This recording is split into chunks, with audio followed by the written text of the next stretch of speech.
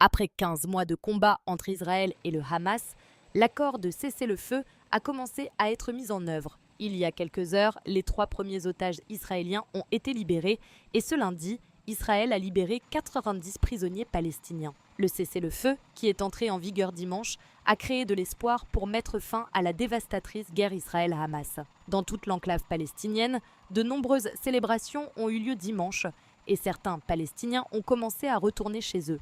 L'accord de cessez-le-feu prévoit la fin de la guerre de 15 mois et la libération de près de 100 otages pris lors de l'attaque du Hamas contre Israël le 7 octobre 2023. L'accord, médié par les alliés des États-Unis, du Qatar et de l'Égypte, est considéré comme le premier pas d'un long processus visant à mettre fin à une guerre qui a causé des milliers de victimes. Pendant ce temps, dans la première phase de cessez-le-feu de 42 jours, 33 otages détenus à Gaza et des centaines de prisonniers palestiniens détenus en Israël devraient être libérés. C'est la deuxième fois qu'un cessez-le-feu est enregistré entre les parties depuis le début de la guerre en octobre 2023. Il y a plus d'un an, les deux parties avaient suspendu les combats pendant une semaine, au cours de laquelle plusieurs otages avaient été libérés.